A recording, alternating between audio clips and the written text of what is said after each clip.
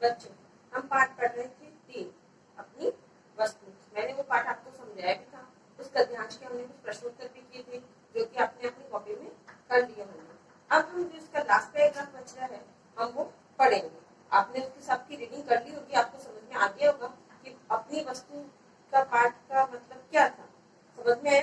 मैं लास्ट में और बताऊंगी आपको इसको पूरा, ये पाठ का सारांश ये निकला। ठीक है, तो मैं कहाँ से कहाँ तक पढ़ाऊंगी वो मैं आपको बोर्ड पे लिख दूंगी और आपको अपनी पाठ्य पुस्तक निकाल के रखनी है साथ में पेन से। ठीक है, ये तो आपको रोज रोज नहीं बताना पड़ेगा, आपको पाठ्य पुस्तक के बिना आप कैसे पढ़ोगे। तो हम कहाँ से कहाँ तक पढ़ेंगे आपको देखना। तो हम पढ़ेंगे आज गद्यांश।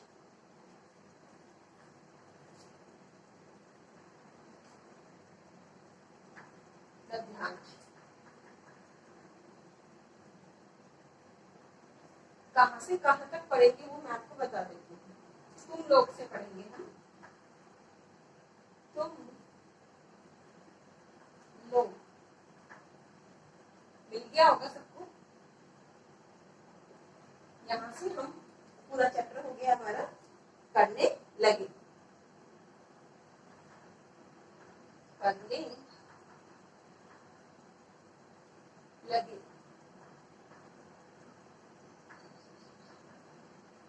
तो हम इसकी रीडिंग करेंगे और आपको भी अपनी किताब खोल के रखनी है जिससे कि मैं जब रीडिंग करती हूँ तो आप लोग उस पर ध्यान दो।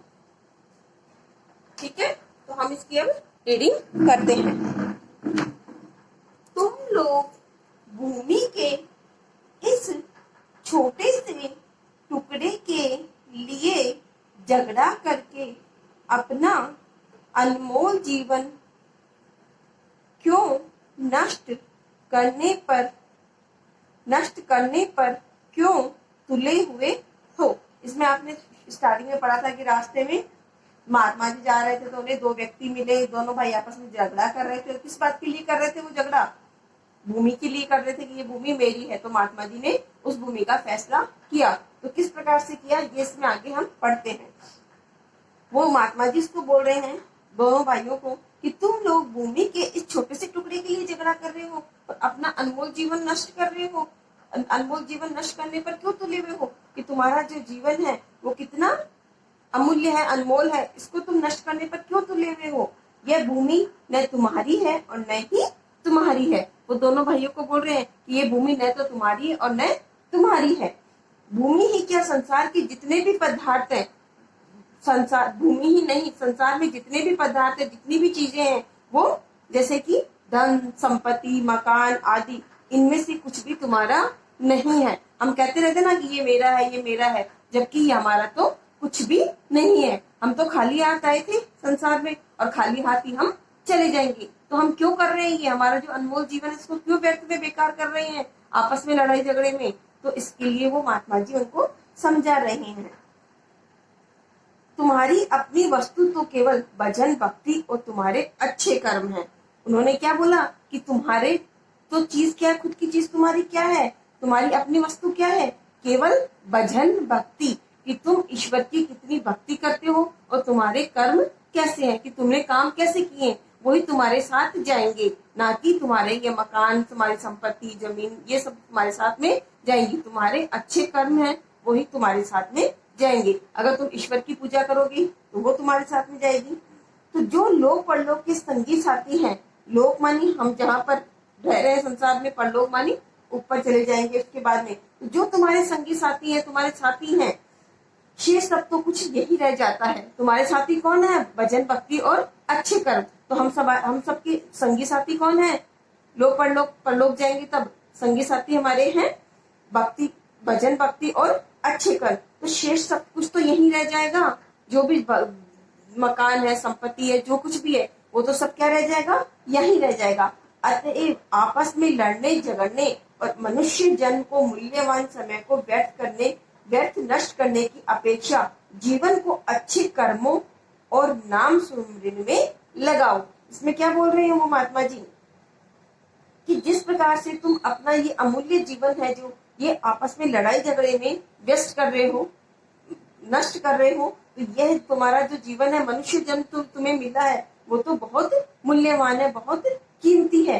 समय को व्यर्थ नष्ट करने की अपेक्षा तुम जो अपना समय आपस में लड़ाई झगड़े में व्यर्थ में ही अपना समय नष्ट कर रहे हो, तो इससे तो अच्छा क्या है, तुम अपने अच्छे कर्म करो और भगवान का नाम सुमरन में लगाओ। तो भगवान की भक्ति में तुम अपना समय लगाओ, ना कि आपस में झगड़े में, ताकि तुम्हारा लोक परलोक सवर जाए। सवर जाए मानी सुधर जाए, कि तुम जब ऊपर जाओगे तो तुम्हारे अच्छे कर्म ही बोले जाएंगे। जब इंसान कहीं मृत्यु को प्राप्त हो जाता है तो उसकी अच्छी बातें होती है, हम वही याद करते हैं, ना कि उसकी जो बुरी बातें करेगा तो बुरी बातें याद आएंगी, और अच्छी बातें करेगा तो वो अच्छी बातें याद आएगी। तो हमें हमेशा अच्छे कर्म करने चाहिए और भक्ति करनी चाहिए।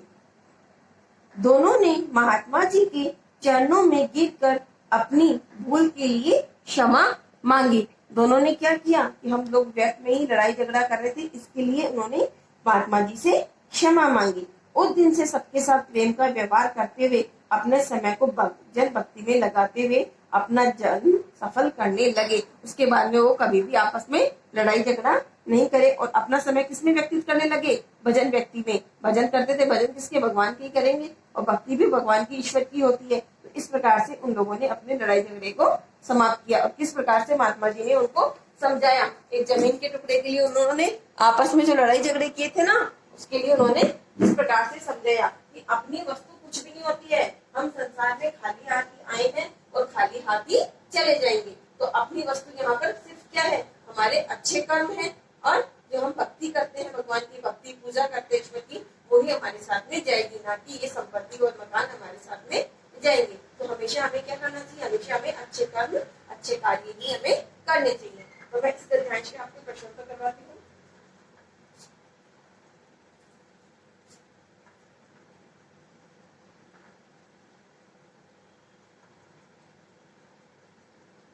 प्रश्न नंबर 1, महात्मा जी के अनुसार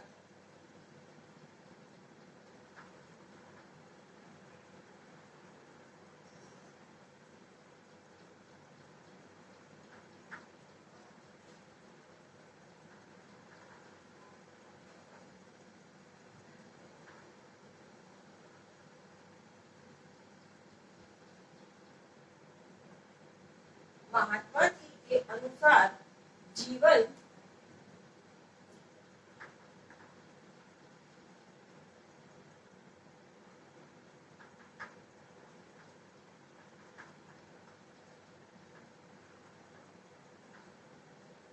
महात्मा जी के अनुसार जीवन कैसा है?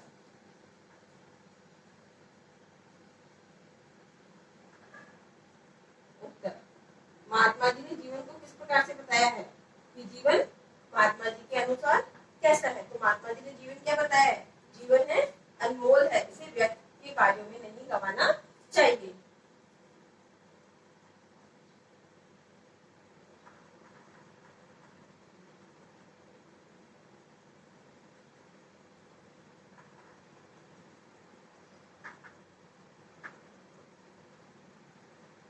महात्मा जी ने बताया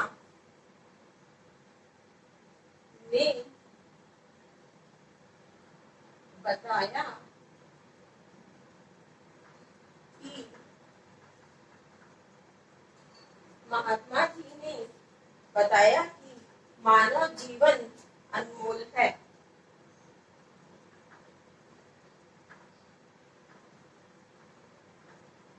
मानव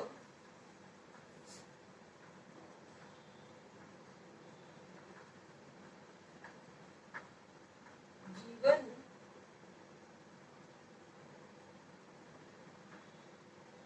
अनमोल, यह मैंने आपको शब्दार्थ में भी करवाया था, जिसका मूल्य अनंत हो। अनमोल माने जिसका मूल्य अनंत हो है। इससे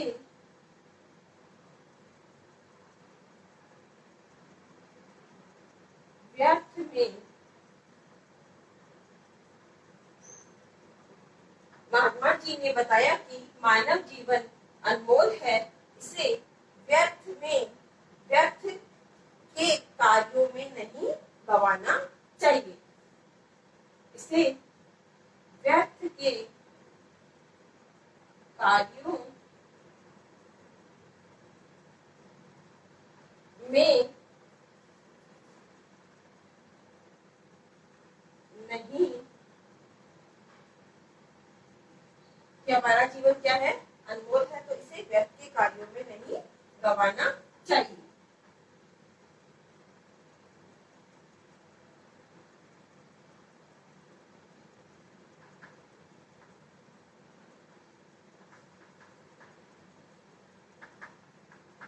उसके बाद में आपको लाइन खींचनी है। कुछ बच्चे जो अपना होमवर्क भेज रहे हैं वो लाइन नहीं खींच रहे हैं, तो हमको लाइन भी खींचनी है।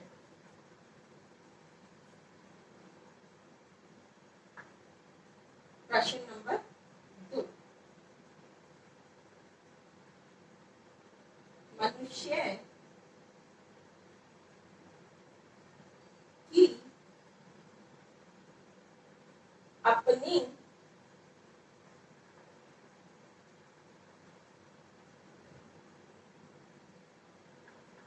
संपत्ति,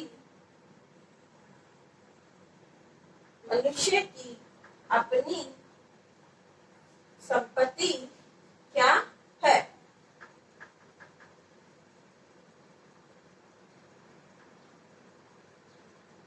क्या है मनुष्य की अपनी संपत्ति?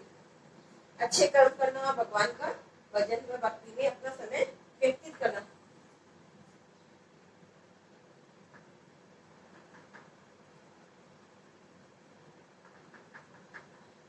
मनुष्य की अपनी मनुष्य की अपनी संपत्ति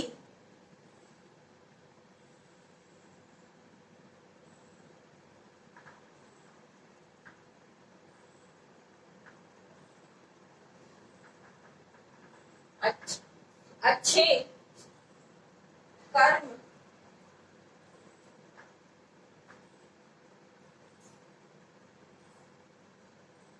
और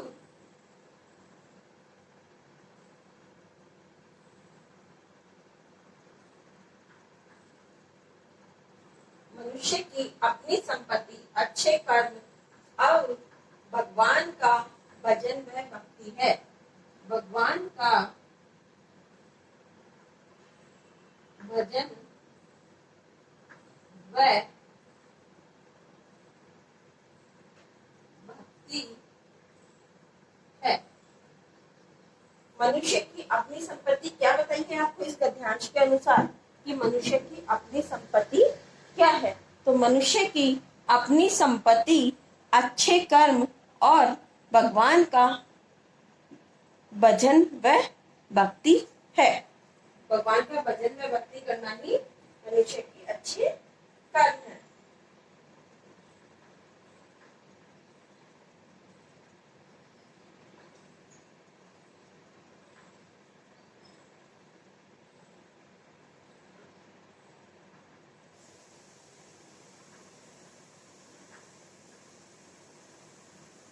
प्रश्न नंबर 3, गद्यांश से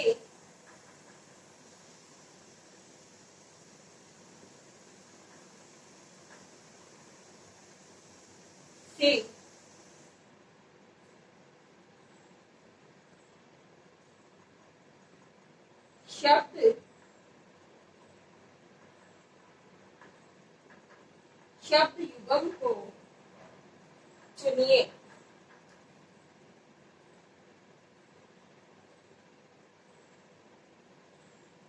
गद्यांश से शब्द युगम को चुनिए। गद्यांश से उस शब्द युगम को चुनिए जो आपस में विलोम अर्थ देते हैं। तो आपको जो मैंने गद्यांश पढ़ाया उससे आपको विलोम शब्द ढूंढना है जो एक दूसरे का उल्टा अर्थ देते हैं। लोग पढ़ लो। तो ये तीनों प्रश्न हो गए आपके। आपको तीनों प्रश्न अपनी कॉपी में भी करने हैं और वो भी अच्छी हैंडराइटिंग में आपको करने हैं।